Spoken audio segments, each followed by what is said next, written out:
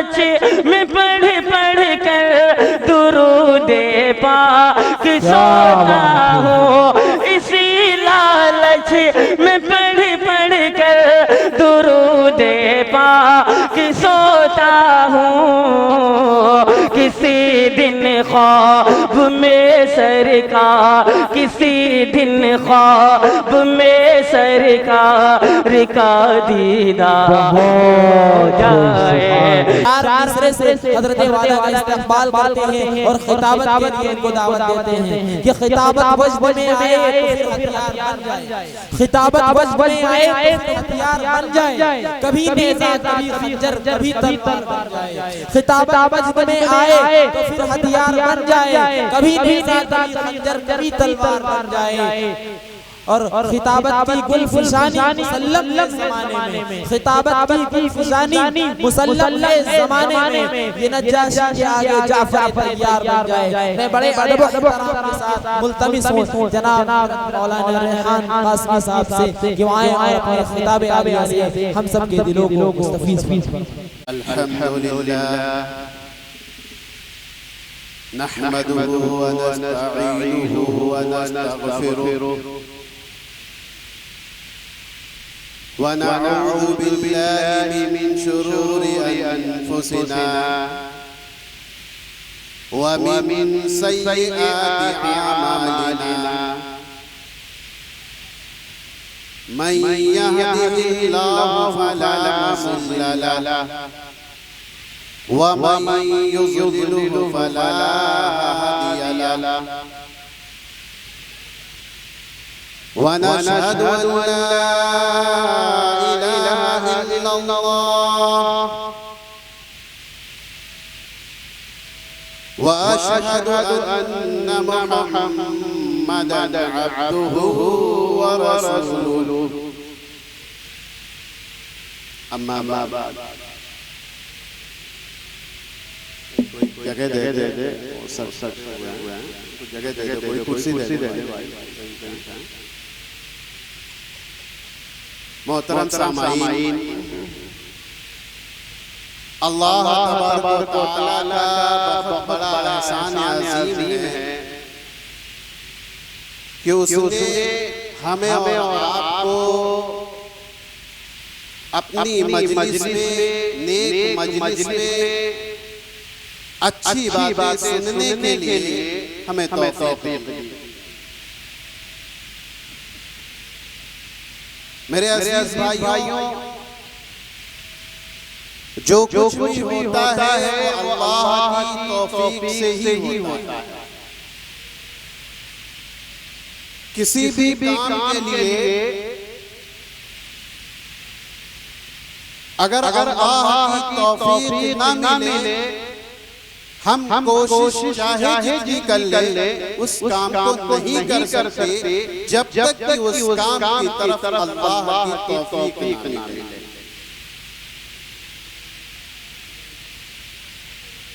हम भी जानते हैं और आप भी इस बात को जानते हैं, बहुत सारे ऐसे मरहले आते हैं, बहुत सारे ऐसे मौके आते हैं जिस काम को करने के लिए हम पुख्ता इरादा करते हैं, मुकम्मल इरादा करते हैं, पूरा इरादा करते हैं और उस काम के लिए जद्दोजहद करते हैं, लेकिन वो वक्त ऐसा आता है कि वो काम हमारा नहीं होता।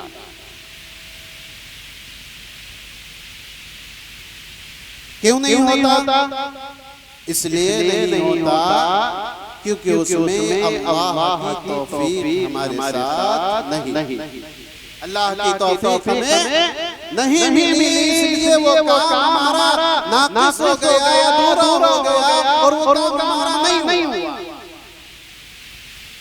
और बहुत सारे काम हमारे ऐसे भी होते हैं जिसका हम इरादा भी नहीं करते और इरादा करते ही अचानक वो सामने आ गया और वो काम हो जाता है। फिर मैं सोचता हूँ कि या अल्लाह, मैंने तो इसका इरादा भी नहीं किया था और ये काम मेरा मुकम्मल हो। पता ये चला कि उस काम की तौफीक अल्लाह की तरफ से। तो मैं ये कहना चाह रहा हूँ कि आप जिस जगह आए हैं, जहाँ आए हैं, इस मजलिस में बैठे हैं, अपने वक्त को लगाए हैं, अपनी प्यारी नींद को आपने खराब किया है, तो मेरे अजीज भाइयों इस वक्त को कीमती समझो कि वक्त भी लगे और बात भी समझ ना आए, नींद भी ज़ाया हो, रात भी ज़ाया हो और कोई हल ना निकल सके। वक्त की अहमियत के लिए एक वाक़या बताता हूं मैं। वक्त कितना कीमती होता है, जो हमारे नज़दीक वक्त की कोई अहमियत नहीं है, लेकिन मैं आपको इस बात को समझाना चाहूंगा कि वक्त की कितनी अहमियत होती है। जब वक्त मेरे हाथों से निकल जाता है, जब वो दूर हो जाता है, तब हमें एहसास होता है काश कि उस वक्त में ये काम कर लिया होता तो आज ये पछतावा ना होता, आज मुझे अफसोस ना होता।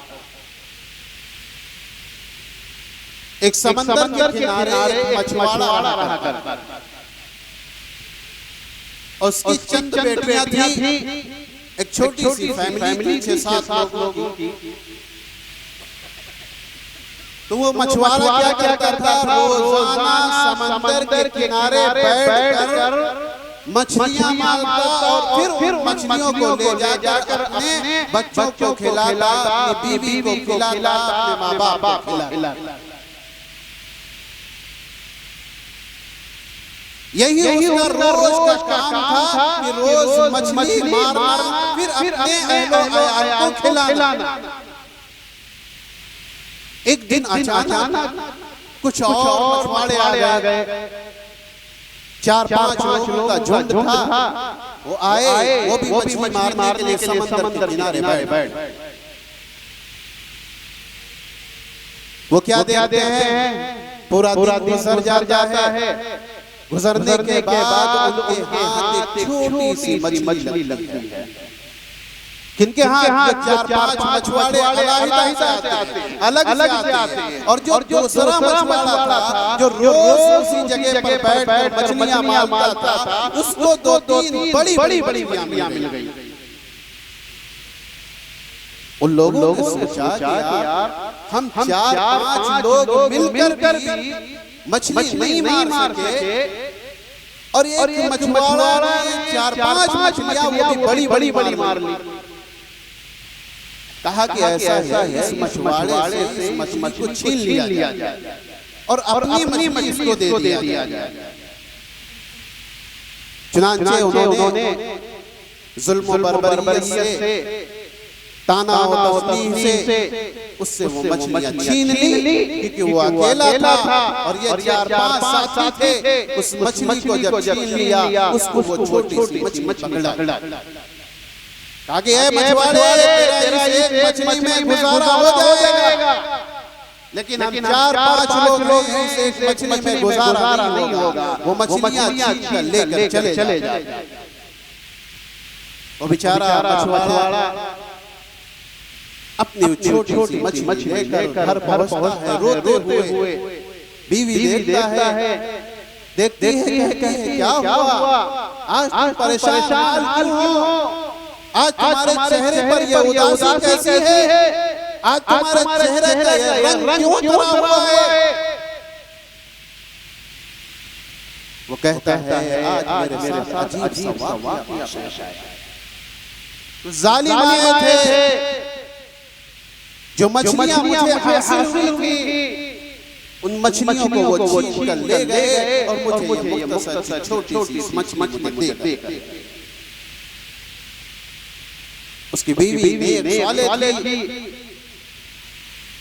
उसने कहा कोई बात नहीं, आज हम छोटी सी मछली में इक्तिफा कर लेंगे, आज इसी में गुजारा कर लेंगे। अपने शौहर को तसल्ली दी और मछली को ले गई। ले जाने के बाद बना जब उस मछली का पेट फाड़ा तो उसमें से एक हीरा, एक मोती निकला। उसके हरी हाथों में लेकर दौड़ी आई। अरे ये देखो, ये क्या है? इसके पेट से तो एक मोती निकली है। उसने देखा ये तो बड़ी कीमती लेकर रही है। फिर एक दुकानदार के पास लेकर गए, उसको दिखाया, दिखाने के बाद दंग रह गया। अरे ये तो हीरा है, इसकी तो हमारे पास इतनी कीमत भी नहीं है जो हम इसकी लगा सकें। हाँ, तुम फला जौहरी के पास चले जाओ जो इस शहर का सबसे बड़ा जौहरी है, जो सबसे बड़ा फलार है, तुम उसके पास लेके चले जाओ, शायद तुमको वो कीमत दे सके। वो हीरा लेकर के उस जौहरी के पास पहुंचा। पहुंचने के बाद उसने जब देखा तो कहा, मछुआरे ये तो बेशबहा कीमती हीरा है, इसकी कीमत मैं भी नहीं लगा सकता। हाँ, इतना कर सकते हैं कि मेरी जितनी जायदाद है तुम इस मोती के इससे एवज ले सकते हो। जितनी जायदाद जो शहर का सबसे बड़ा अमीर आदमी, कहा कि अपनी पूरी दौलत दे सकते हैं, ये मोती मुझे दे दो। हाँ, अगर तुम्हें ये सौदा मंजूर नहीं है तो तुम फला बादशाह के पास चले जाओ, वो तुमको इसकी कीमत दे सकता है। चुनांचे वो मोती को लेकर उस हीरो को लेकर बादशाह के पास पहुंचा। वजीर ने रोक लिया, मछुआरे कहाँ जा रहे हो? कहा कि मुझे बादशाह से मुलाकात करनी है, कुछ अहम गुफ्तगू करनी है। वजीर ने कहा, ऐसे नहीं जाने, पहले वजूहात बताओ तब तुम्हें अंदर दाखिल होने देंगे। उसने बताया, पूरा वाक़या बताया कि मुझे इस तरह से मोती मिला है, एक हीरा मिला है, इस हीरो को बादशाह सलामत की खिदमत में पेश करना चाहता। जाने दिया वज़ीर, बादशाह सलामत के सामने जब पहुंचा, उसको पेश किया।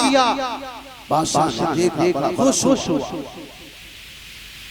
और कहा, ए मछुआरे, जा, मेरा खजाना तेरे सामने लगा हुआ है, जितना दिल चाहे उतना तू उसमें से ले जा,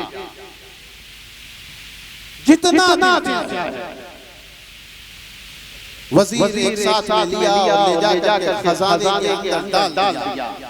और बादशाह ने हुक्म भी किया कि तुम्हारे पास 3 घंटे का वक्त है, इस 3 घंटे में तुम जितना माल चाहो उतना माल तुम अपने घर ले जा सकते हो। वजीर उसे अंदर छोड़ बाहर आ गया। जब अकबर पहुंचा तो देखता है बिल्कुल लजीज खाना, जिसमें से बेहतरीन खुशबू आ रही। उसने देखा खाना तो बड़ा लजीज है, जो जिंदगी भर मछली खाया, मछलियां खाकर अपनी जिंदगी गुजार रहा हो, उसके सामने अगर लजीज खाना मिल जाए, खुशबूदार खाना मिल जाए, तो सोचो उसके ज़हन का क्या बनेगा। उसने भी सोचा, अगर हम आप भी होते तब भी यही सोचते कि अभी 3 घंटा है मेरे पास, लाओ सुकून से खाना खाते हैं, आराम से खाना खाते हैं, उसके बाद जितना दिल चाहेगा वो माल लेके जाएंगे। चुनांचे उस शख्स ने खूब शेर होकर के पेट भर के खाने को खाया, इतना लजीज था कि छोड़ने का मन ही नहीं कर रहा था, बेतकल्लुफ होकर बहुत ज्यादा। जब खाना खा लिया, आगे बढ़ा, आगे बढ़ने के बाद देखा कि बेहतरीन बिस्तर लगा। अब खाना इतना ज्यादा खा लिया था कि उसने सोचा अभी हमारे पास 2.5 घंटे हैं, लाओ थोड़ा सा आराम कर लेते हैं। खजाना ले जाने में क्या है, एक बोरी में भरेंगे, 10-15 आधा घंटे का काम है, वो बोरी भरेंगे, पेट पे ला देंगे, चल देंगे। जब वहां पहुंचा, बिस्तर पर लौटा, बादशाहों के घर का बिस्तर, लेटा तो उस पे ऐसा मिला कि वो सो गया और ऐसा सोया कि तीनों घंटे गुजर गए। वजीर आया, उठो बाहर चलो। अरे खजाना तो ले दो, अब खजाना नहीं मिलेगा तुम्हारा पूरा हुआ। अरे 1 मिनट का वक्त दे दो, आधा मिनट का वक्त दे दो, कुछ तो ले लो अपने बच्चों को खिलाने के लिए, अपने बच्चों की परवरिश करने के लिए। रो रहा है, गिड़गिड़ा रहा है, ए वजीर मुझे छोड़ दे, मुझे थोड़ी सी मोहलत दे दे ताकि मैं थोड़ा सा खजाना ले लूं, ताकि मैं अपने बच्चों की परवरिश कर सकूं। वजीर का ना, अब तुझे बाहर का रास्ता दिखाना है, अब तो बाहर निकल। मेरे अजीज भाइयों, क्या समझे इस वाक़ये से क्या मिला? हम भी तो इस दुनिया में आए हैं, हमको भी किसी मकसद के लिए भेजा गया है। अपनी जिंदगी की अहमियत को पहचानो। अल्लाह ने तुम्हें इस दुनिया के अंदर पैदा किया है। क्या दुनिया के अंदर सिर्फ खाने और कमाने के लिए आए हो? हमने मैदान अरवा में ये वादा किया था, या अल्लाह मैं जो दुनिया में जाऊंगा तो सिर्फ खालिस तेरी इबादत। दुनिया में आने के बाद हमारा हाल ये है कि दुनिया की चमक दमक में, दुनिया की ख्वाहिशात में, दुनिया की तमाम खुराफात में आग पड़ गए और मैं अल्लाह की वहदानियत को और रसूल के लाए हुए पैगाम को भूल। मेरी जिंदगी भी उस मछुआरे की तरह है। अल्लाह ने मुझे मौका दिया है कि जाओ दुनिया के अंदर जो मेरे अहकामात दुनिया के अंदर लगाए हैं, जो दीन हमने दुनिया के अंदर भेजे हैं, उस दीन पर तुम मुकम्मल अमल करके आओगे तो तुम्हारे लिए खजाना बना हुआ है, तुम्हारे लिए ऐसे आराम की जगह बना रखी है। लेकिन मेरे अजीज भाइयों, ये कैसी जिंदगी हमने बना ली, ये कैसा माहौल दुनिया के अंदर बना लिया।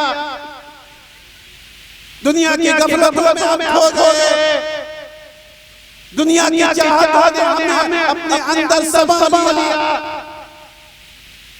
कब फिक्र करोगे आखिरत की? कब फिक्र करोगे कब्र की तैयारी? जानते हो ये कब्र क्या है? कब्र क्या है? मेरे अजीज भाइयों, कब्र वो जगह है जहां सब जाना है। कोई ऐसा नहीं है मुसलमान जो ये कह दे कि मुझे कब्र के अंदर नहीं होता। वो तो अल्लाह की तरफ से है कि अगर किसी के साथ कोई हादसा पेश आ जाए तो अलग बात है, लेकिन अगर देखा जाए तो 100 में कम से कम 99 लोग कब्र के अंदर जाते हैं। वो चाहे बीमारी हाल में मौत आए, या किसी एक्सीडेंट में, किसी हादसे में मौत आए, या मेरी खुशहाली में मौत आए, या गुनाह करके मौत आए, शराब पीकर मौत आए, जुआ खेलकर मौत आए, चोरी कर मौत आए, किसी भी हाल में हमारी मौत आएगी, हमें हर हाल में कब्र के अंदर उतारा जाएगा। आप नमाजी हो, नमाज की पाबंदी करने वाले हो, लोगों के लोगों के तमाम हुकूक को पूरा करने वाले हो, सुन्नत रसूल पर अमल करने वाले हो, कुरान और हदीस पर अमल करने वाले हो, कुरान और हदीस पर अपनी जिंदगी गुजारने वाले हो, नेक सालेह जिंदगी आप दुनिया के अंदर गुजर रही है, तब भी आपको कहाँ जाना है? कब्र में जाना है। जिंदगी चाहे गुनाहों में गुजरे, जिंदगी चाहे आमाल में गुजरे, नेक ख्वाहिशात में गुजरे, सजदों में गुजरे, तिलावत में गुजरे, तब भी हमारा रास्ता कब्र है। और उस दुनिया की हकीकत कब मालूम होगी? उस मछुआरे को हकीकत कब मालूम हुई? जब उसको खजाना से बाहर निकाला गया। अब वो सोच रहा है 3 घंटे का वक्त मुझे मिला था, काश कि मैं ये आराम ना करता, काश कि मैं ये खाना ना खाता, माल ज्यादा से ज्यादा भर कर लाता और बार ऐशो आराम की जिंदगी गुजार सकता था कि नहीं गुजार सकता? आपको ये इख्तियार दिया जाए और आपसे कहा जाए ये खजाना लगा हुआ है, आपको ये मोहलत दी जाती है और सारे ऐशो आराम की जगह भी आपको दे दी जाए, लेकिन कहा जाए कि मेरे अजीज इसके अंदर जाने के बाद तुम्हें सिर्फ खजाने को हाथ लगाना है, उसके अलावा किसी को हाथ नहीं लगाना। अगर तुमने सिर्फ खजाने को हाथ लगाया और वो खजाना तुम्हारा हो गया और तुम उस खजाने को लेकर बाहर आ गए तो तुम बाहर वाली जिंदगी ऐशो आराम की जिंदगी गुजारोगे। तो बताओ मेरे अजीज दोस्तों, किस को तुम हाथ लगाओगे? वक्ती तौर पर खाने को या वक्ती तौर पर अपनी नींद को या खजाने को? यही सोचोगे कि अगर खजाना मिल रहा है ले लो, बाहर तो हम खुद का मकान बनाकर ऐशो आराम की जिंदगी गुजारेंगे। सोचेंगे नहीं। मेरे अजीज भाइयों, फिक्र करो अपनी जिंदगी की, फिक्र करो अपने अमाल की, फिक्र करो अपने ईमान की, फिक्र करो अपने रसूल के लाए दीन की, क्योंकि हम दावा करते हैं ये सर पर टोपी ये कहती है कि हम किसी को मानने वाले, किसी को चाहने वाले हैं। अगर किसी को मानने वाले या किसी को चाहने वाले ना होते तो ये टोपी हमारे सरों पर आज ना होती। हमारी पहचान कोई और होती तो किसी और तरह लिबास होता, लेकिन ये टोपी इस बात की अलामत है कि हम रसूल को मानने वाले हैं, हम कलमा ला इलाहा इल्लल्लाह मुहम्मदुर रसूलुल्लाह को पढ़ने वाले हैं। और ये कलिमा मेरे अजीज भाइयों, ये कलिमा कोई मामूली कलिमा नहीं है। आपने इस कलिमे को पढ़ा है लेकिन इस कलिमे को समझा नहीं है, और जिसने इस कलिमे को पढ़ा है और इस कलिमे को समझा है, मेरे अजीज भाइयों, उनको इस दुनिया की फिक्र नहीं हुई, उनको आखिरत की फिक्र होगी।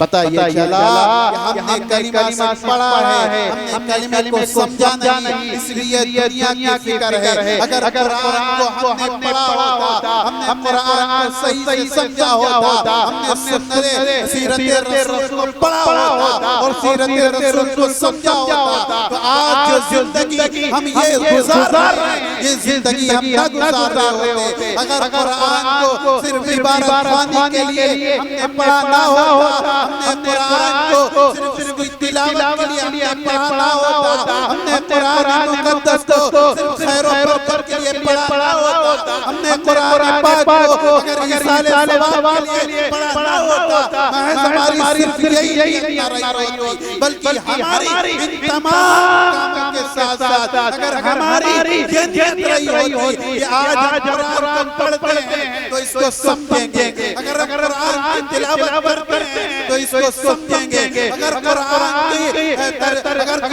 की तिलावत हम करते हैं तो इसके मानी को समझेंगे, अगर कुरान की क़िरात हम करते हैं तो इसके मानी को समझेंगे। मेरे अज़ीज़ भाइयों, जिन्होंने कुरान को समझा, जिन्होंने कुरान को पढ़ा, पढ़कर समझा, जिन्होंने हदीस को पढ़ा, हदीस को समझा, जिन्होंने रसूल को पढ़ा, रसूल को पढ़ा, रसूल को समझा, उनकी जिंदगी तब्दील हो गई।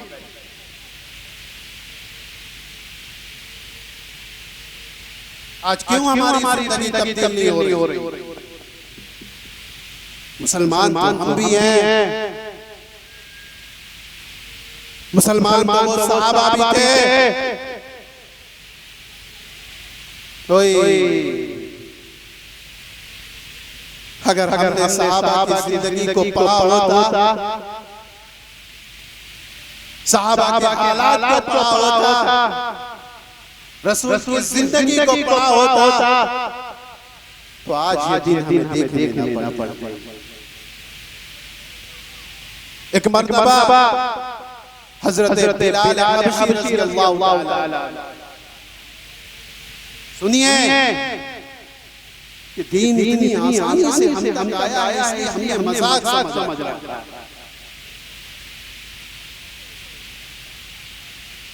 हजरत बिलाल रज़ियल्लाहु ताला को कुछ काफिरों ने पकड़ लिया, कुफार मक्का ने पकड़ लिया और ले जाके एक वीरान जगह चटियल मैदान में, जहां सिर्फ रेत और पत्थरी पत्थर था। हज़रत बिलाल से कहा, बिलाल तुमने जिस नबी का कलिमा पढ़ा है, तुम जिस नबी को मानते हो, उस नबी का नाम लेना छोड़ दो। हम तुमको अभी मदीना वापस कर। हज़रत बिलाल ने कहा, कुफ़ार सुन लो, तुम मेरी ज़ुबान को निकाल कर छोटे छोटे टुकड़े कर, मेरी आंखों को निकाल लो और मुझे अंधा कर दो, मेरे पैरों को तुम काट लो, मेरे हाथों को तुम काट लो, मेरी गर्दन को मेरे जिस्म से निकाल, फिर भी जिस्म का एक एक रोवा, जिस्म का एक एक कतरा तब भी कहेगा हक ला इलाहा इल्लल्लाह मुहम्मदुर रसूलुल्लाह। काफिरों ने कहा, देखते हैं तुम्हारे अंदर कितनी हिम्मत है बर्दाश्त कर। हज़रत बिलाल को उठा के उस गरम और रेतीली रेत पर लेटाने के बाद एक बड़ा सा पत्थर लाए जो इतना गरम था कि उसके ऊपर अगर कोई चीज रख दी जाती तो पिघल जाती। मेरे अजीज भाइयों, उस पत्थर को उठाकर हज़रत बिलाल के ऊपर रख दिया गया। हज़रत बिलाल चीख रहे थे, चिल्ला रहे थे, लेकिन एक ही जुबान से एक ही बात निकल रही, हक ला इलाहा इल्लल्लाह मुहम्मदुर रसूलुल्लाह, हक ला इलाहा इल्लल्लाह। सोचो, वो सहाबा थे जिन्होंने ईमान को हासिल नहीं किया था, ईमान को अपनाया नहीं था, रसूल के सिर्फ कलिमे को पढ़ा नहीं था, सिर्फ वो मुसलमान नहीं हुए थे बल्कि अपने दिल से कबूल किया उस कलिमे को।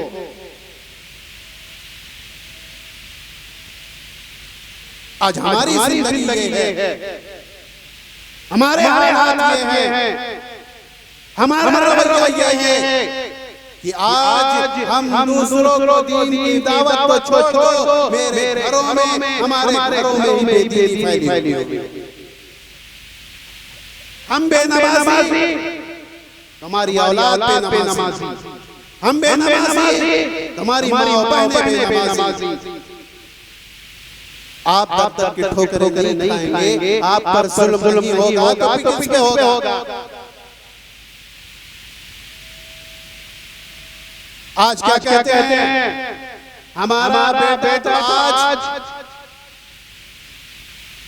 नाफरमानियां करता है, मेरा कहा नहीं मानता।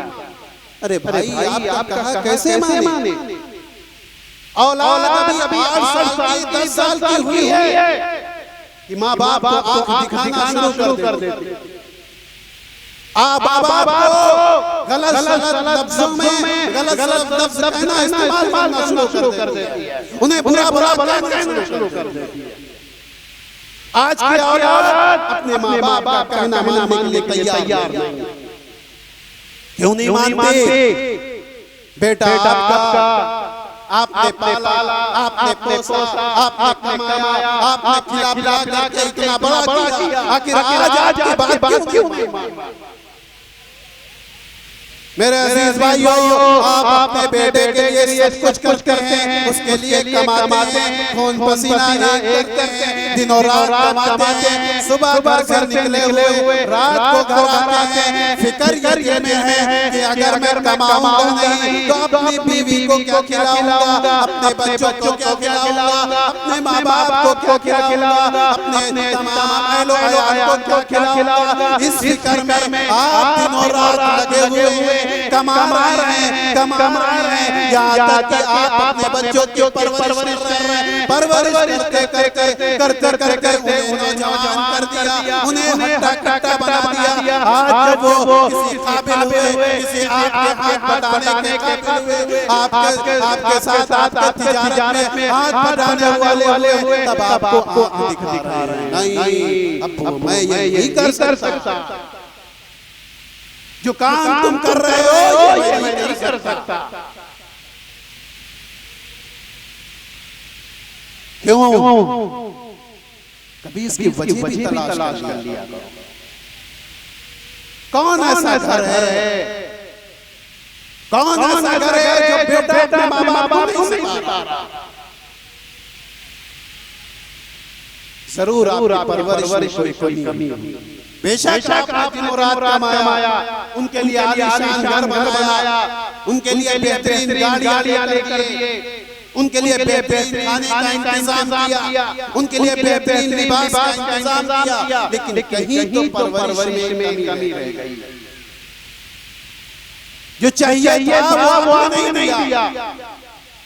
चाहिए क्या था?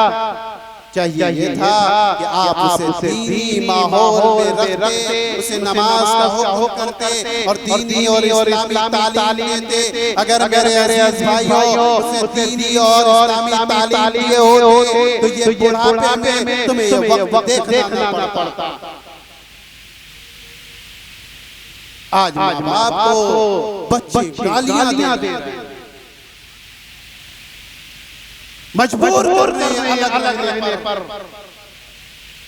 कहते हैं कि हमारे घर में बहू जब से आई है तब से हमारे घर का माहौल खराब है। नहीं, ये इल्जाम बहू को क्यों दे रहे हो? अरे पहले तो इल्जाम अपने बेटे को दे, क्योंकि अगर तुमने परवरिश अच्छी की होती, उसकी तरबियत अच्छी की होती तो क्या वजह थी आज तुम्हारी बहू ये कह देती है आज मैं माँ बाप के साथ नहीं रहूं। बेटा कहता क्या कहता? क्योंकि वो तुम्हारा लक्ष्य है, तुम्हारा नूर नज़र है, तुमने परवरिश है, जिसके परवरिश से लेकर 20-25 साल तक तुमने परवरिश की, वो तुम्हारे कहनों में नहीं आ रहा। और चार की बीवी आके उसे बहका कर ले गई। क्यों ले गई? इसलिए कि तुम्हारी परवरिश कमी रह गई। कसूर उस बहू का नहीं है, बहू तो वो करती जो बेटा कहता। लेकिन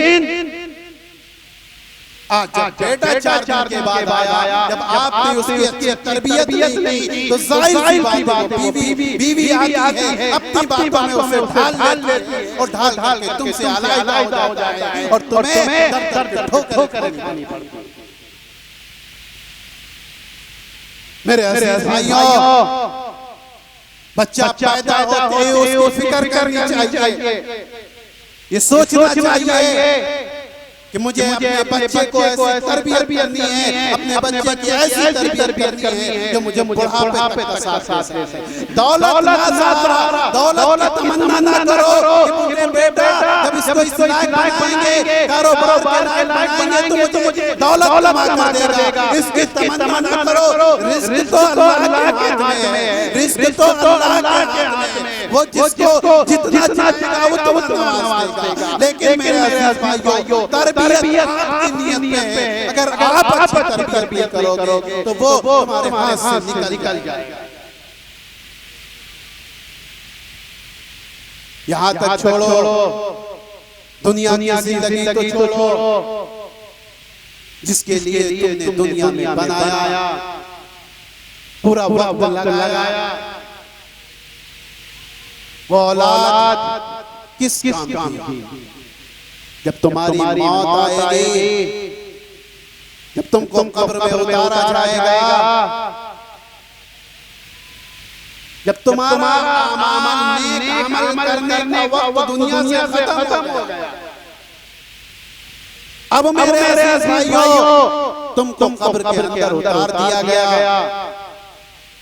बेशक आपने अपने बच्चे को डॉक्टर बनाया, बेशक आपने अपने बच्चे को इंजीनियर बनाया, बेशक आपने अपने बच्चे को अच्छे से अच्छे ओहदा दिलाया, बेशक आपने कमा करके अपने बच्चे को अच्छा तिजारत, अच्छा कारोबार करा दिया।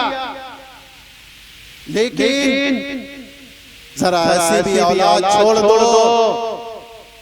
जो तुम्हारी कब्र पे खड़े होकर कम से कम फातिहा पढ़ सके। आज हमारा लिए है,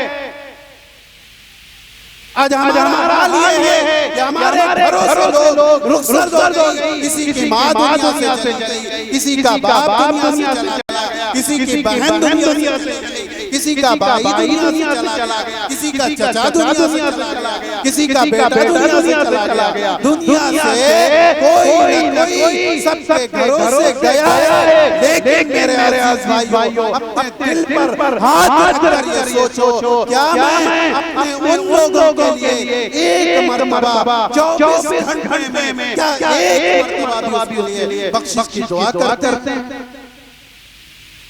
करते हो बख्शिश की दुआ? नहीं। अरे तो ऐसी औलाद छोड़कर जाओ जो दुआ करे, मगफिरत की दुआ करे। ऐसी औलाद छोड़कर जाओ कि आपको ऑटोमेटिक आपको ऐसे ही सवाब मिलता है। और वो औलाद ऐसी है, औलाद नेक सालेह औलाद है, उसे हाफिज़ कुरान बनाकर जाओ। अगर वो तुम्हारे लिए बख्शिश की दुआ नहीं करता तो ना करे, कुरान की आयतें पढ़ता है, आपको उसका सवाब पहुंचता है। अपने बच्चे को नमाजी बना जाओ, वो नमाज पढ़ता है, वो तुम्हारे दुआ करे, लेकिन वो नमाज पढ़ता है, उसकी दुआएं, उसका नेक अमाल तुम तक पहुंचता है, तुम्हारे लिए खैर और बरकत का जरिया तक पहुंच रहा है। अपनी औलाद को नेक ईमान वाला बनाओ, ईमानदार बनाओ, ताकि वो तुम्हारे लिए बख्शिश की दुआ करे। जब भी वो ईमानदारी का काम करे, तुम्हारे लिए बख्शिश का जरिया बन जाए। ऐसे औलाद छोड़नी चाहिए। आज हमारी औलादें नाफरमान सिर्फ इसलिए हैं, नाफरमान इसलिए हैं कि हमने उनकी तरबियत नहीं की। आज खुद हम बेनमाजी तो हमारी औलाद भी बेनमाजी। अगर आज हम नमाजी होते तो हमारी औलाद भी नमाजी होती। आज मेरी औलाद, आज मेरी औलाद, आज मेरी औलाद ये अल्लाह कहेगी कि अल्लाह आज मैं अगर बेनमाजी हूँ इसका सबब मेरे माँ बाप। फिक्र करो भाई, फिक्र करो इस बात की कि हम तो नेक बने, अपनी औलाद को भी नेक बनाएं। ये दुनिया का जो वक्त है, ये दुनिया में जो आप जिंदगी गुजार रहे हैं, सुन लो, गौर से सुनो, ये दुनिया के अंदर जो वक्त आप गुजार रहे हैं मेरे अजीज भाइयों, ये दुनिया खत्म होने वाली है, ये दुनिया नेस्तनाबूद होने वाली है, ये दुनिया फना होने वाली है, लेकिन आपकी जिंदगी बाकी रहने वाली है। दुनिया से खत्म हो जाएगी, लेकिन आपकी जिंदगी बाकी रहेगी। दुनिया, ये इंसान जब इंतकाल फरमाता है, जब इंसान का इंतकाल होता है तो मेरे अजीज भाइयों वो दुनिया बदलता है, इंतकाल का माना है मुंतकिल होना, एक जगह से दूसरी जगह चले जाने को इंतकाल कहते हैं। अब आप दुनिया से थे, दुनिया में आपकी बंद होने के बाद, रूह निकलने के बाद फिर आपको कब्र के अंदर डाल दिया जाए, फिर वो दोबारा जिंदगी मिलती है। अब तुमसे जिंदगी में, उस कब्र में, इस दुनिया के बारे में सवाल जवाब किया जाएगा। बता मेरे बंदे, तुमसे वहां सवाल किया जाएगा, बता तेरा रब कौन है? मालूम है तुम्हारा रब कौन है? तुम्हारा नबी कौन है? तुम्हारा दीन क्या है? बहुत आसान है। मेरा रब तो अल्लाह है, मेरा नबी हजरत मोहम्मद सल्लल्लाहु अलैहि वसल्लम है, मेरा दीन तो इस्लाम है।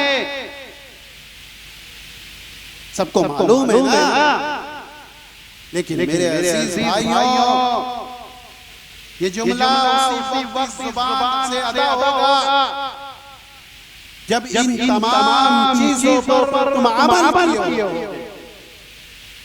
मन रब्बुका, तुम्हारा रब कौन? उनका पूछने का मतलब ये नहीं है कि तुम्हारा रब कौन, मैं तो रब्बी अल्लाह, मेरा रब तो अल्लाह है। उनका पूछने का मतलब ये नहीं होगा कि सिर्फ तुमने कह दिया रब्बी अल्लाह, मेरा रब अल्लाह है। उनका मतलब ये होगा कि जिस अल्लाह को तुम दुनिया में मान रहे थे, जिस अहकामात को उस रब ने, जिसको तुम मान रहे थे, उस रब के अहकामात पर तुमने अमल, तुमने नमाज पढ़ी कि नहीं पढ़ी, तुमने रोजा रखा कि नहीं रखा, तुमने ज़कात अदा की कि नहीं की, ये तमाम अमाल के बारे में तुमसे पूछा जाएगा। मन नबियुका, तुम्हारा नबी कौन? क्या कहोगे? मेरा नबी हज़रत मोहम्मद सल्लल्लाहु अलैहि वसल्लम। ये सिर्फ ज़ुबान में कहने के लिए पूछा जाएगा। जिस नबी को तुम मानने वाले हो, जिस नबी को तुम चाहने वाले हो, जिस नबी की पैरवी करने वाले हो, बताओ उस नबी की शरीयत पर अमल कितना किया, उस नबी की सुन्नत पर अमल कितना किया? क्या बताओ? ये तो कह दोगे मेरे नबी हज़रत मोहम्मद सल्लल्लाहु अलैहि वसल्लम, लेकिन जब तुमसे पूछा जाएगा बताओ सुन्नतों पर अमल कितना किया, क्या बताओ? तब ये जुबान नहीं, क्या बताओगे? ए फरिश्तों, हमने दुनिया में बहुत कमाया, हमने दुनिया में शान और शौकत हासिल की, हमने दुनिया में अपना मर्तबा बनाया, अपना रुतबा बनाया, अपनी इज्जत बनाई। लोग मेरे नाम से दहशत करते थे, लोग मेरे नाम से खौफ खाते थे। जिस इलाका में मैं गुजर जाता था, लोग कहते थे देखो फलां शेख जा रहा है, फलां शख्स जा रहा है, फलां नेता जा रहा है, या फलां शख्स जा रहा है, ये वकील साहब जा रहे हैं, या ये प्रधान जी जा रहे हैं, ये फलां साहब जा रहे हैं। नहीं, क्या कहोगे? वहां ये गिनाओगे? अरे कब्र के अंदर कुछ भी नहीं चलता। हज़रत फातिमा रज़ियल्लाहु अन्हा का इंतकाल हुआ। जब इंतकाल हुआ तो जब कब्र पर पहुंचे एक सहाबी कहने लगे, ए कब्र, तो जान लिया तेरे अंदर कौन आने वाला है? कौन आने वाला है? ए कब्र, आज तेरे अंदर हज़रत मोहम्मद सल्लल्लाहु अलैहि वसल्लम लगते जिगर, नूरे नजर, उनकी बेटी फातिमा। सुनो, कब्र ने कहा, ए शख्स, यहाँ हस्बो नसब मत गिनाओ, यहाँ हस्बो नसब नहीं चलता, यहाँ किसी का वसीला नहीं चलता, यहाँ किसी का वास्ता नहीं चलता, वो नबी की बेटी है तो क्या हुआ, अगर यहाँ नेक आमाल लेकर आए तभी यहाँ से आराम आसाइश के लिए बेहतरीन जरिया मिलेगा। मेरी अजीज बहनों, मेरे अजीज भाइयों, जानते हो हज़रत फातिमा कौन है? वो जन्नत की सरदार हैं जिनकी बशारत दुनिया में दे दी गई। उनके लिए कब्र कह रही है यहाँ हस्ब नसब ना गिनाओ। मेरी माँ और बहनों, सोचो जब हज़रत फातिमा के लिए कब्र ये कह रही है कि यहाँ हस्ब नसब ना गिनाओ, तो सोचो कि मेरे बारे में, हमारे बारे में कब्र मेरे लिए क्या करेगी। मेरे पास कौन सा वास्ता, मेरे पास तो मेरी नमाज भी नहीं है, मेरे पास तो नेक अमाल भी नहीं है, मेरे पास तो रोज़ा भी नहीं है। क्या लेकर कब्र में उतरेंगे? अरे मेरे भाइयों, मेरी माँ और बहनों, जिंदगी संवार लो, जिंदगी बना लो, अपनी बच्चियों की अच्छी तरबियत कर दो। ये जब ससुराल में जाती हैं तो तुम्हारी परवरिश की वजह से, मैं ये नहीं कहता कि ससुराल में जुल्म होता है, मैं तो ये कहूंगा कि तुम्हारी तरबियत की वजह से वहां जुल्म हो रहा है। अगर तुम उसको अच्छी तरबियत दी होती और तुमने बताया होता कि बाप का हक क्या है, तुमने बताया होता माँ का हक क्या है, तुमने बताया होता बहन का हक क्या है, तुमने बताया होता कि भाई का हक क्या है, तुमने बताया होता कि शौहर का हक क्या है।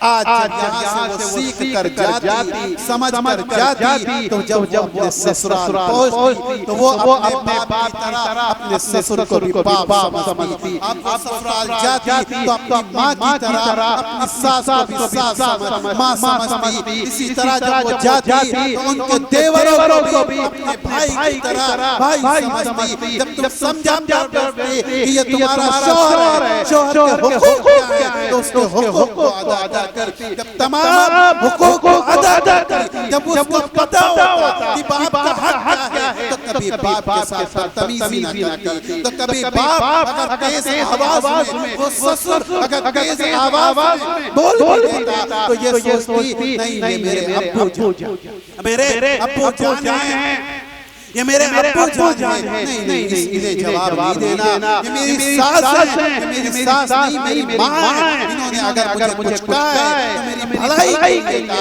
नहीं मुझे कुछ नहीं कहना। तो वो समझती, उसके बाद अपने ससुर को भी समझाती, अपनी सास को भी समझाती। मेरे अजीज भाइयों, जिनके घरों में ये माहौल, जिनके घरों में अच्छी तरबियत माहौल, उन घरों में बिगाड़ नहीं होता। उनकी लड़कियां, उनकी बच्चियां जिस घर में भी जाती हैं खुशहाली जिंदगी गुजारती हैं। लेकिन जिनके माँ बाप अपनी बच्चियों को, अपने बच्चों को अच्छी तरबियत नहीं करते, उनके बच्चे खुद भी आंसू रोते हैं और जाके अपने ससुराल में उनकी बेटियां उनके आंसू रोती हैं।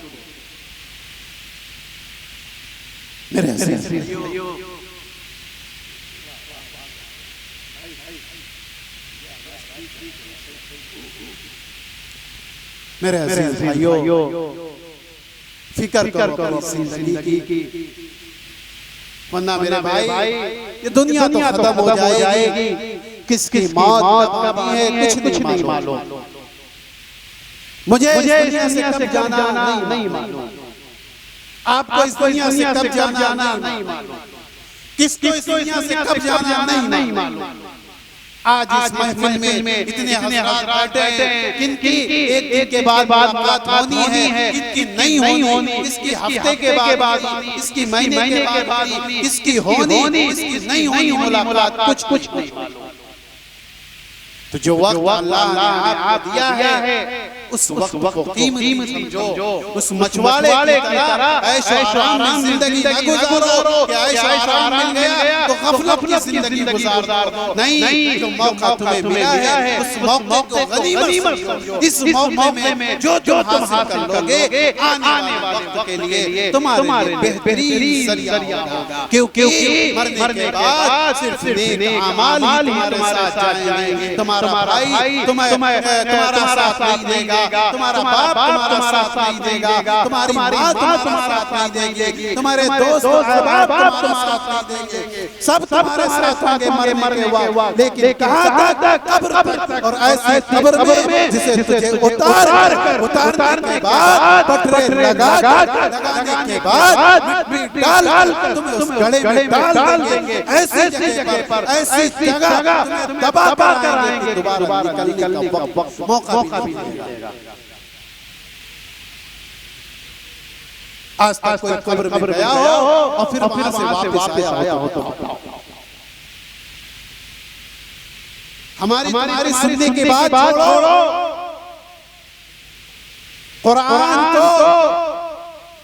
कुरान जब से दुनिया बनी है उससे पहले की चीजों को कुरान बताता है, लेकिन कुरान में भी इसका जिक्र नहीं आया कि कोई नबी कब्र के अंदर गया और से बाहर